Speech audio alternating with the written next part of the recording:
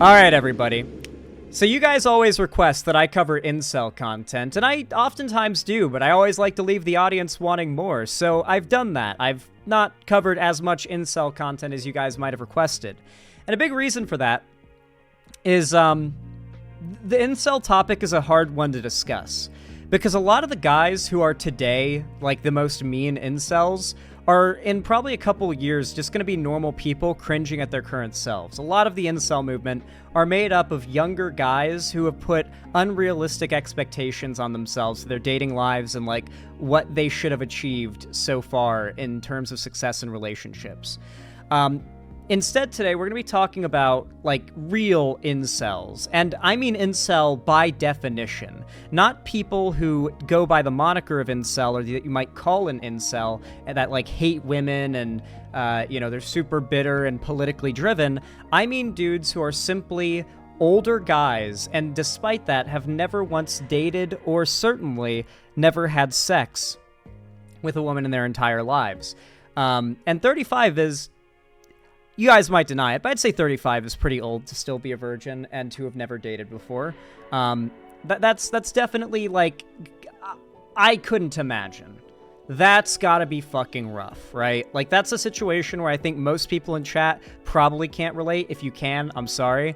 But if you can't, which is probably most of you, you just kind of have to imagine what that would be like. And I'm not saying everyone would find this unpleasant. I imagine a lot of Ace Arrow people in chat would be like, easy, you know? But for a lot of people, I can imagine this would be, like, a very lonely and sad sort of existence. And the first 3 minutes of this story were actually really, like, a real downer, you know? So I figured this could probably really fill your appetite for some incel content, but a more empathetic video on the incel movement, rather than the more mean-spirited content I tend to make, because there's a large market of mean-spirited anti-incel content, but some empathetic anti-incel content I feel is important. I'm not necessarily against this guy. I don't know if later on in the video he says some awful stuff. Maybe he does, and I have to, like, call him out. But at least in the first 3 minutes, I don't recall anything that was like, whoa, you know what I mean? Anyway, let's hear this guy's story. Hey, nobodies. It's me here once again, here with my co-host, Mr. Nobody. The other day, YouTube recommended me two videos that were titled, basically, I'm 25 years old and I've never had a girlfriend. Yeah, these videos are going, like, super viral right now. It's less that the videos themselves go super viral. They get good viewership and, you know, they ended up in my recommended. It's more that there's, like, a ton of them, you know?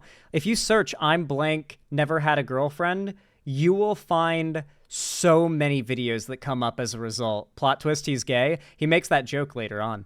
But yeah, like, this is like a movement of dudes uploading these videos talking about their failures at attaining a relationship. And you may jump to assume this guy is, like, real awful. And maybe, you know, he might be telling the stories of his love life kind of inaccurately and making himself seem more perfect in the stories than he really was. But overall, I would say that, like, it seems like he's just a normal guy, you know, just a normal guy who's had some real bad luck. I'll play the video and I'll let you guys hear some of his story and I'll give some commentary. Those weren't the exact titles of those videos, but they were more or less the titles of those videos. So I watched these videos and I'm watching the two dudes in the videos. The thing that struck me the most was the fact that both of these dudes looked even more like Jeffrey Dahmer than I do. But the main thing that I thought about when I watched these videos, my main thought was,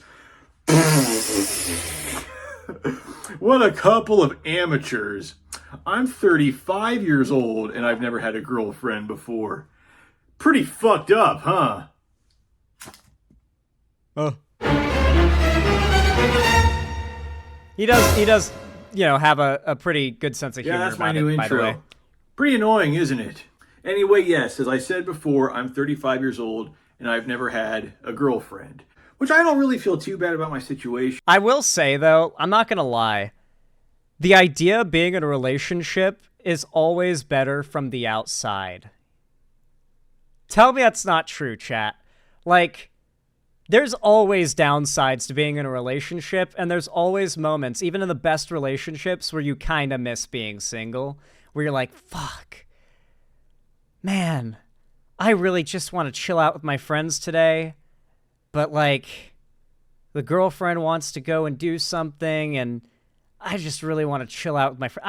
I kind of wish I was single, you know? Like that is a realization and a thought that's really hard to recognize if you've never had it. And even when you've had it, it's hard to remember it when you're not currently in a relationship. Like, relationships are a shitload of work, and you might long for one your entire life, get one, and then immediately regret it when you realize that the easiest part is getting the girl. That's what he might not realize, by the way. The easiest part is getting the girl. The harder part is keeping her, you know? Like, it is not easy to maintain a relationship. It actually takes work. You have to actually be disciplined, and you have to change for the better constantly, because if you stagnate as a person, generally the relationship's going to fall apart. Both people have to be constantly growing and helping each other grow and improve, or the relationship will fall apart. And that takes work, and that is not something that everybody is suitable for. Some people are better at improving themselves and becoming their best selves when they're single, not when they have to help hold someone else up as well. And he might be one of those people. So if he ever sees this video, or you're somebody in his situation, I want you to know you may be undercrediting how much stronger you are right now when you're single and you're your own man or woman or non-binary person, because you are in control of yourself, your life, and you are responsible and accountable to only yourself, presumably. And that's a very valuable benefit, a very valuable advantage that not many people know to like appreciate until it's gone. Because I know there are other guys out there who are older than me who've never had girlfriends. In fact, I know a guy personally who's 63 and he's never had a girlfriend. I mean, he's gay, but he's never had a girlfriend. But anyway, how did this happen? Well, I guess we got to go back to my early teenage years, back when I was in junior high school, about 13 or so. I, like a lot of kids my age, were really getting into girls and, asking girls out and going on dates and stuff. And I noticed that a lot of the other boys in school at the time were having girlfriends and stuff. But here's the problem. This is at any age, really. But if you're a guy and you want to date and you're fat and you're nerdy and you're socially awkward, that's pretty much the kiss of death if you want to have any sort of a romantic life. I'm not gonna lie, the only thing that's the kiss of death there is the, being socially awkward aspect, to be completely honest with you. You have no idea how many chubby nerd dudes that I know that pull mad pussy. Ethan, chubby nerd guy, pulls mad pussy. Fucking, what's that one guy that does the D&D skit videos? The dude who's he's kind of chubby, glasses, does D&D skits. Bro pulls. Bro fucking pulls. Ethan sounds like, yeah, Ethan's definitely, he is a perfect example of how that is not the kiss of death. Truly, what is the kiss of death is being socially awkward. For one, being socially awkward could range anywhere from you're not very good at talking to people to you can't even leave the house because you're so fucking scared and nervous about the worst case scenario, right? If you're like me, then anytime something could go wrong, your mind can't help but think of the worst case scenario and immediately go into panic mode. I have to work hard to not have a fucking panic attack when shit goes wrong. It's fucking bad, dude. My chest feels like my heart stops beating and my chest goes hollow. I realize that I'm not taking breaths. I have to keep remembering to breathe, and then I start to get nauseous and my stomach tightens up around my gut. I used to get that kind of anxiety, and I still get it when anything goes wrong, and I start thinking of the worst case scenario, but it used to happen to me just at the idea of going out on my own to do stuff. Because there was a good stint where I had never lived on my own as an adult before with the full responsibility of just everything being on me. And that was like a first for me when I was like 23. And so there were like stints of time where I was just like constantly like panicking at the idea of going out to like get groceries, because it was like my first like foray into just like everything being on me. And eventually I just got over it. You just like, a big part of that is the advice that I've given you guys, which is just talk to people, dude. Talk to people. There is no stakes at all when you go out and you talk to people. You just go out. When you walk past people on the sidewalk, wave and say hello, good morning, good evening, good afternoon, whatever time it is, say good, and then that's usually a really good one.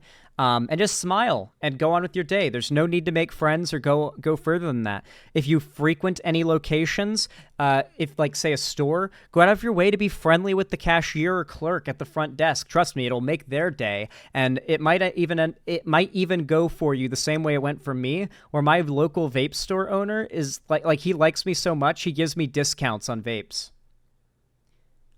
It's so fucking cool. Just being like that southern niceness that I bring to places in Seattle is so out of character and so out there and so unexpected that I get discounts at places that I frequent when the like people at the front desk recognize me. It's not even that deep, It's not even like a serious friendship or a serious connection or anything. It's just practice. It's practicing your social skills. The fact is, once you are able to nail your social skills and you can destroy your social awkwardness, you are there. It doesn't matter if you're overweight, chubby, glasses, nerdy. All those things can actually serve as a benefit, because there are tons of girls that are into that if you don't know. As long as you can make her smile and laugh. That's really where it's at. You gotta be entertaining, fun, and you've got to make her smile and laugh. That's really what women want. Any girl who wants anything else, like if it's like a looks, height, money, anything like that they're like pursuing, they're not worth it. You're going after someone who's just trying to use you or doesn't actually value you. If they respond positively to your positive traits, then you are likely going to work well together. I have social skills somewhere, but they only show up when they want to. You just got to practice, War Penguin. You just got to practice. It's just like any other skill. Sometimes you have days where you end up performing a certain skill really well out of nowhere despite not practicing, but then you do it again and you're awful at it. Sometimes you have a fluke and you do really well. The best way to repeat that good performance is to practice and practice well. Just don't... You just have to overcome it. I'm sure therapy is where a lot of this can be done, but you just got to overcome social anxiety. A lot of it is just pushing through and being social despite it, choking out those words. You can even like lampshade your anxiety and say, oh, sorry, I'm a little nervous right now.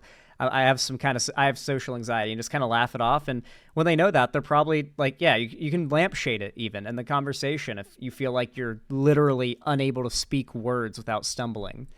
So yeah, I just don't want to be an asshole, but I'm afraid to ask this. One older gal at my gym I frequent, I wouldn't ask out anyone. That's not a good way to start a conversation. So the friend zone is not real. I need you guys to understand this. The friend zone is a fake concept. If you're friends with a girl and she doesn't want to date you, she just wants to be friends with you because she thinks you're cool, but isn't into you like that. And, you can react to that how you like. In some cases, like when I've been friend zoned by girls, I'll just kind of stop talking to them and slowly cut off contact, particularly if they're in a relationship. Sometimes that doesn't go well. Sometimes that'll upset women. And that's always a drama that's fun. But like, you can just like be friends with someone that you liked. Like, there's no such thing as the friend zone. You actually have to start in the friend zone to get anywhere with anyone. Like, this is true of women and guys, I think. You have to start out as friends realistically. Any relationship that just like begins effectively, like romantically, spontaneously at the start, I feel like that's just destined to fail, Like, you have to begin in the friend zone. The friend zone is the best place to start a relationship. Because if you can't be friends, then you clearly can't be in a relationship. That's my opinion, at least. Just one of those alone would be bad enough, but all three at the same time, no. But of course, at the time, I didn't realize this. Me, my fat, nerdy, socially awkward 13-year-old self, asked 2 girls out. They didn't say no, but they did say worse than no. The first girl said I just opened my mouth, which that was a real self-esteem booster. The second girl started crying, told a teacher, and the teacher made me apologize. I had to apologize for asking a girl out. Yeah, when I first heard that line, this is where I stopped watching because I was like, okay, shit, this goes hard. I was like, that could be not what happened. Like, maybe he was really weird and harassy about it and really, like, maybe he didn't realize it, but maybe he was being gross about it and their reaction was more justified than it seems. But the more I think about it, the more I remember my time at that age and the more real that story seems to me. You know what I mean? Like, I really do. That realistically does sound like the response a middle school girl would have to getting asked out by a girl or a guy that she finds gross, you know? And that's definitely a self-esteem, not booster, hitter. I've had a couple of responses like that. That's kind of where the meme comes from, where it's like, ask her out. The worst she can say is no, right? Because obviously no. She could say much worse than no. You know, like there could be a string of insults. You could get a roast in response to your proposition of a date, you know? The fact is, though, this is a clear show of where a lot of incels make a massive mistake in their social skills. You don't go and ask a girl out. Like, that is granted a very childish perspective of dating, and he was a child, so, you know, makes sense. But that's not how you should go about relationships. You don't approach a stranger and ask them out. You want to have, like, a friendship to start with and try to escalate it from there, ideally, if you think you're compatible, right? Like, generally that goes like, you have a friend who's a girl that seems to like your company and seems enthusiastic about spending time with you. That's really the best clue you can have. And then from there, you can kind of like make flirty jokes and kind of play a little bit of that flirtation chicken. If she seems into it, then you can escalate. But if she ever reels back, then that's when you've got to completely cut it off, because at that point you're risking crossing boundaries that can be, for both parties, very destructive to cross, right? Now that is a special level of hideousness right there. And when I got a little bit older and got into high school, my situation didn't really improve either, because it became a lot more normal for... Ryan Beard, no, you've fallen for it? For the record, Ryan Beard, I'm going to go ahead and ban you from the channel because you're talking shit, but Cherry's deleted all of their DMs to me in order to hide the evidence. Not only contradicts what they're claiming, but also shows that they've got some things in their closet they don't want to be known. But it's sorry to see it, Ryan Beard. I'm sorry to see it. You know, people my age to have girlfriends and stuff, and it just wasn't happening. Like, even the other ugly, nerdy, unpopular girls weren't into me. For example, there's this one girl who I went to high school with. She was very, very fat. She was as fat as I was. Her and I, we were like the 2 fattest kids in school. And all the kids in school used to joke that her and I should date just because, I don't know, we're both so fat and people who are ridiculously fat should date, I guess. Don't tell me he turned her down. I feel like that would kind of really sour the story if it turned out he turned a girl down because she didn't physically meet his expectations. I don't want to assume anything. I don't want to jump to conclusions and assume anything, but man, imagine that would kind of sour the point I'm trying to make with this video, where we should be empathetic. I don't know. Would you be empathetic still? Maybe. I don't know if, like, you are deserving of loneliness just because you've turned someone down. I don't feel like that logic makes sense. That feels like incel logic, honestly. I don't know. I mean, I don't think a bed could support the both of us unless it was made out of titanium or something. So I don't know. But people were joking about me and her dating and what. He must have lost, like, weight or something, because he's not overweight. Like, not really. I mean, he's maybe got, like, a little chub on him, but I like, bro's just big chillin'. Not. And one day, she walks up to me. Before I had a chance to say anything, she says, "David, I just want you to know that I find you disgusting and I would never date you." And she walked away. So yeah, once again, another self-esteem booster right there. The fattest and one of the most unpopular girls in school thought I That was disgusting. Yeah, that's not where I expected the story to go. Damn. Assuming that's true, that's pretty sad, yeah. Like, just kind of going out of your way to, like, approach someone and let them know you wouldn't go out with them despite them not initiating that. Like, that's a very childish, like... So what we're kind of seeing here is how much a lot of these incel guys consider their loneliness to be part of a story, right? Like, it's part of a long-standing narrative that started usually way back when they were a young guy. So you can tell that, like, this may sound silly. In some ways, these experiences are kind of traumatic for a lot of these guys. He gives me a creep vibe. Sure, but, like, we're kind of just going over what we know here. Like, do you kind of get that impression? Like, having something so mean said to you at such a young age, so sincerely and without filter, and remembering it, really does feel like...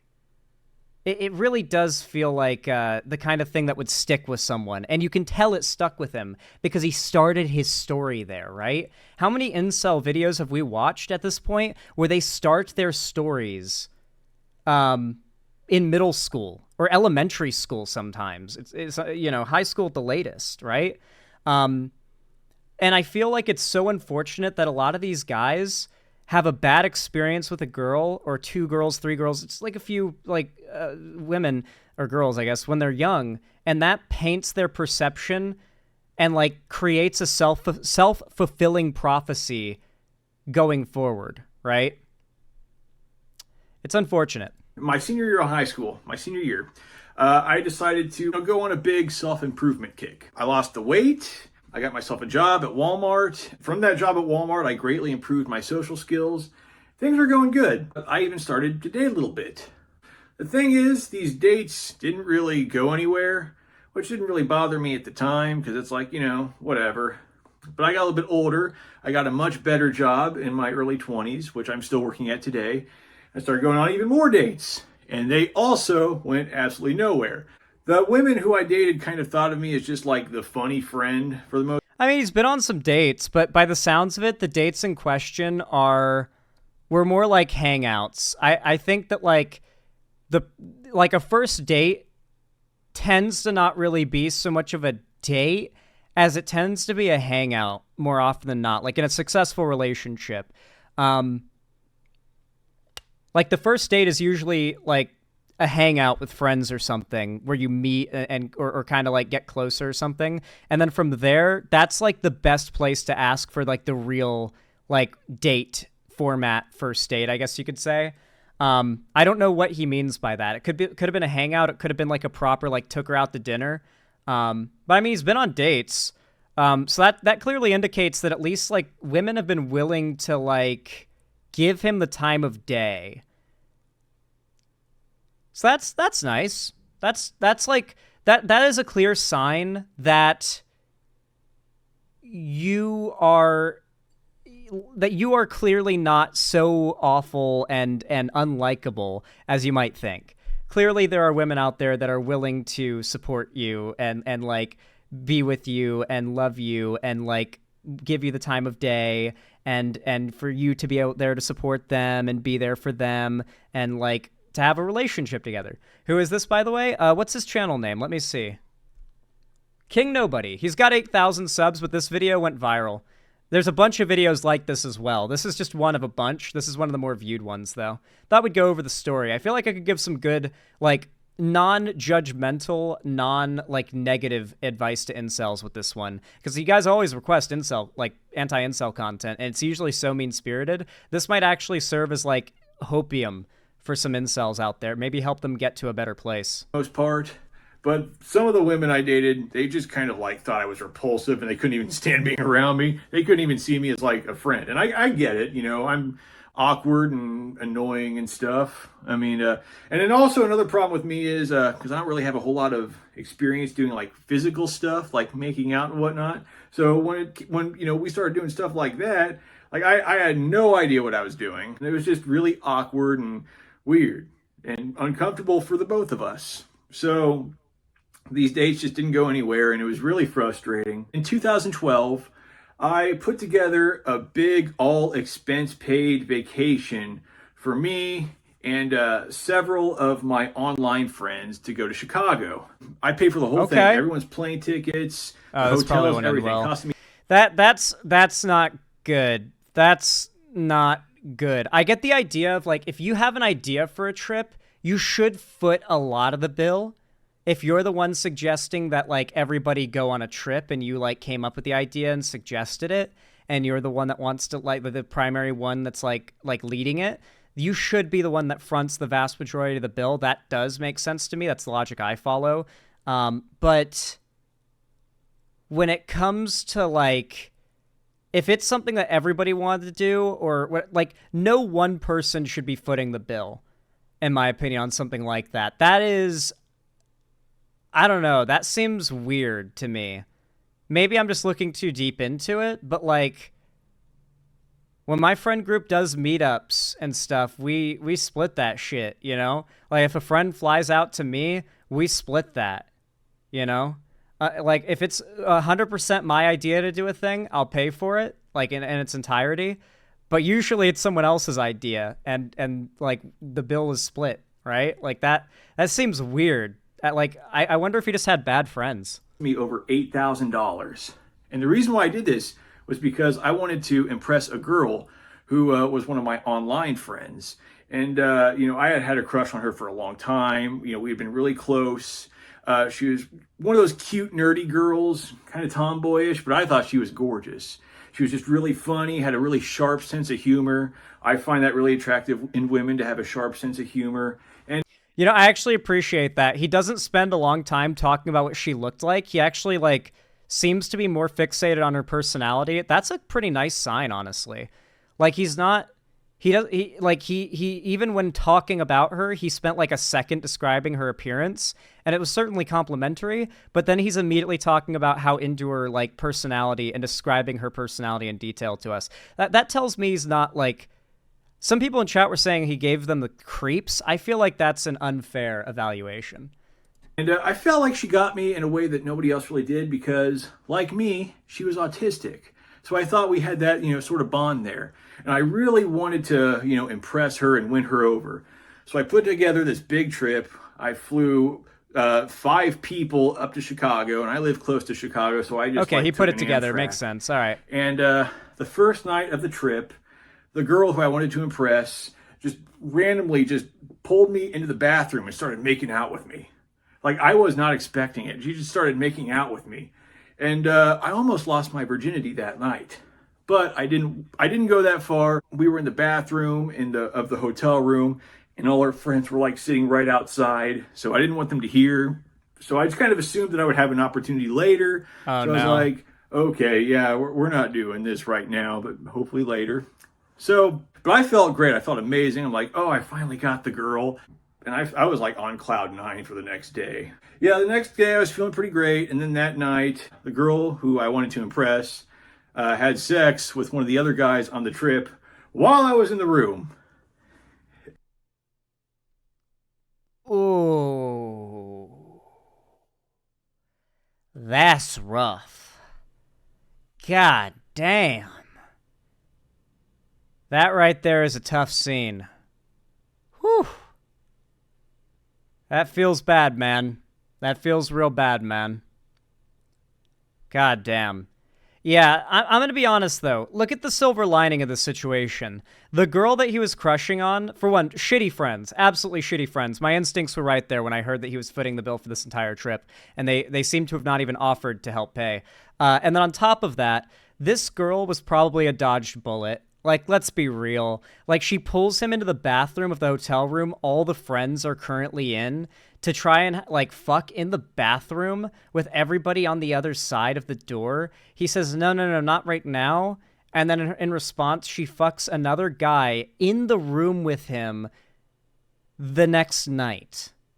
That was a dodged bullet. But he really, honestly, what he should have done was change the fucking name or whatever, the registration or whatever the fuck, like leave the bill for them to pay for that hotel and just fly back to just fly back to wherever he's from and just ditch them there. That's really what he should have done, to be completely honest with you. Like, that would have been the best choice. Did he stick around? He didn't like pay for their flights back, did he? He didn't cuck out to these guys, did he? $8,000 to hear the girl of my dreams get railed by another guy. Fantastic. What happened was Why would you stay? What the fuck? Dude, if I was in his situation, the second they started kissing, I would be fucking out of there. I would be like down at the front desk figuring out how to make it so that like they have to pay for the hotel. They have to pay for the hotel. Like, I'd be working. I'd be like, so hear me out, front desk clerk. Let me tell you my story, and you tell me what we can do about this situation. Yeah, that's where you quickly. Why did he stay around? I hope he's exaggerating and he left. I hope he's exaggerating. He didn't like stay there, you know.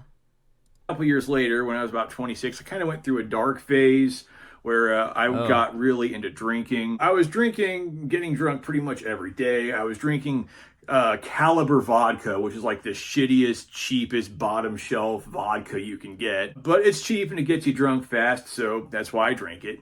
So I would drink that every day. I would eat pretty much nothing but junk food. Like, my diet was probably 80% pizza, and I'm not exaggerating. I would chain smoke 2 packs of cigarettes a day, and I did this every day for about 5 years. Every day I would get off work, I would go home, get drunk off the cheap vodka, chain smoke, eat the... Zan, that seems really petty, but like I understand where you're coming from. I would not go that route because I'm not like that. No, dog. Like that story, like assuming he told it accurately, those are some really bad friends, and like continuing to just like cuck yourself out to them, like don't do that. Don't do that. Don't do that. The junk food. And I was just not taking good care of myself. I gained over 150 pounds, and I'm not exaggerating. I had to wear old people diapers to bed because I kept pissing myself. I would go months without bathing. I would go months without brushing my teeth. I got periodontal disease because I took such poor care of my teeth. I was just a mess. I was going into work hungover, and it was just not good. It was just not good. I was not taking care of myself. And I did this, from the age of 26 to 30. I refer to that era as my drinking days. So if you heard it... There's a lot of guys that you can just tell are in this, that are in this situation, like the whole like lonely men epidemic thing. Like there's a lot of dudes who are either like in this phase or approaching it, it seems, where they've become so doomer about their love life and relationships that they're now at the point where they are drinking themselves into a stupor, and they are they're like chain smoking or just like getting into hard drugs, right? There's some pretty depressing stories you hear, and who knows how much of the story is true. People on the internet can lie, but like I don't really see any reason to poke holes in this, so it's just like it sounds believable, you know what I mean? If you ever hear me refer to my drinking days, I'm referring to that era. But anyway, one day when I was 30, I was starting to develop some chest pains. I went to the doctor, and he took my blood pressure and did some other stuff and asked me some questions. And he point blank told me, yeah, you're going to be dead by 40 if you don't start making some serious life changes. That was pretty terrifying. Jesus Christ. I hope that's not permanent. I mean, it seems like he must have like gotten into shape because he looks a lot better, and I think he probably changed his diet. He looks healthy here. He doesn't look unhealthy. So I assume he really changed things up. What made it even more terrifying is that 2 really close online friends of mine around this time had died in their 30s doing the same things I was doing. That's so early. The first friend of mine who died was extremely overweight, like 600-pound life size. I mean, Dr. Now would have had a field day with this guy. He got really big and it just killed him. He was in his early 30s too. My other friend, also in his 30s, was a massive alcoholic. He ended up dying of liver failure. Yeah, so I took that news from my doctor of me being told point blank that I'd die at 40. I saw my friends dying. Well, I didn't see them dying, but Them dying combined with that news, it really set off the alarms in my head. You want to know what he's probably not telling us, though, to be clear? He's probably not very successful in a lot of other aspects of life, right? Like, I'm sure, like, he might be making decent enough money. Like, maybe he's got a stable job. The way he described that story tells me he probably has a fairly stable job and okay income. But, like, from the impression that I get, there's probably a lot more in his life that he's upset about, right? Because, like, I'm single right now, and I'm pretty happy.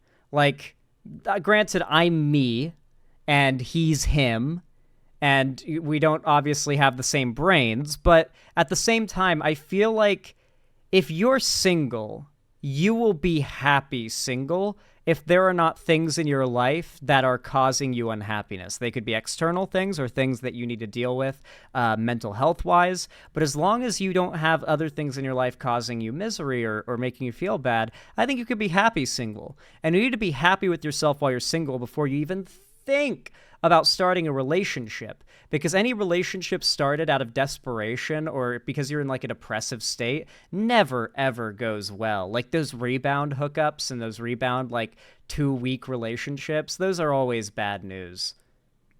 Is there too much shame for single people? I will say it does feel like it does definitely feel like if you're someone who's single, like you just notice everyone around you is in relationships and stuff. But I don't think there's like pressure or shame. I think it's mostly self like applied. You know what I mean? Like when you're in a relationship and you go out alone in public, you don't notice all the people around you in relationships. That's just a thing that happens when you're like depressed and single. And I think that this guy is depressed first and single second. We might not be now, but, I think a lot of these guys are depressed first and single second, and they are blaming their singleness for their depression, and their depression is feeding into the problems that are making them be single.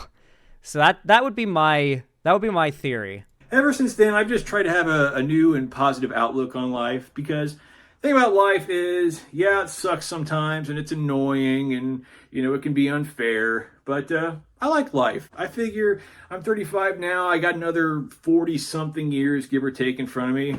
Why not just see what happens? So, yeah, I mean, I decided, start eating healthier, lost the weight. I quit drinking. I quit smoking. And, I just try to focus on doing things that, I just enjoy and have fun with, like video games and movies and whatnot. Just try to live a better lifestyle and, not worry too much about things that, I don't have, and just try to enjoy the things I do have, which I guess some people would probably see as a cope, which, I mean, if it's a cope, it's a cope, whatever. I mean, I would rather cope than, wear old people diapers to bed personally. I mean, I think he's done a lot for his life. I wouldn't say he's coping. I think he's actually on a much better path. Really, like, my advice holds true, and it's really simple. A lot of people who are in this, like, incel position that are more bitter about their situation will just laugh off and, like, shrug away this advice. But if you're willing to take it and try it out, then you might see some real success. You have to work on yourself before you can work on, like, getting with someone else. I know that sounds so simple, so standard, so, like, stereotypical or whatever, but it really does hold true. There's a reason why people repeat that mantra so much. It's just true. It really is just true. You have to make yourself happy by yourself before you can be what another person needs you to be. That's just the reality of it. If you don't have your shit together and you're not like in a happy place already, then you're not gonna be able to provide anyone anything. And once you're happy, when you're happy, you are going to have such an easier time meeting people and getting into relationships. It's just as simple as that. If you work on yourself, you'll be in a better place, and you will find that the relationships come to you. They just kind of happen. You meet the right people, and it just kind of blossoms. But you can't put pressure on yourself, because if you expect it and you are hoping for it and you are demanding it of yourself, you are setting yourself up for disappointment, because you can't always meet your expectations, even for yourself, right? And so you should just make yourself happy. Just focus on improving whatever you can. Compare yourself to yourself last month and the month before that and the month before that. And eventually you'll find that you've gotten yourself to a better place. And from there, you can be the person you need to be for someone. That's important. Anyway, if you enjoyed this segment and the advice that I gave was even somewhat helpful, or you think it could be a help to like any potential incels or borderline incels that watch this video / segment, consider supporting the channel. It helps a lot. You can do so for completely free by liking, subscribing, ringing the bell icon, and commenting down below. And you can also support the channel by following my social medias and joining the fan Discord, where I announce all my new uploads and streams, and I post announcements for everything. I host game events. It's just a good time. It's totally free, and I also post there a lot more lately, like in the general chat, so definitely join the fan Discord. On top of that, if you haven't already and you want to support the channel, you can always do so for a financial price if you've got the money for it by donating, subscribing, or gifting a sub on my website, or supporting me through youtube.com/live, and supporting me through YouTube, Twitch, Streamlabs, StreamElements, Patreon, or buying merch to the Streamlabs link down below. But regardless of how you support me, thank you so much for watching, and have a good one.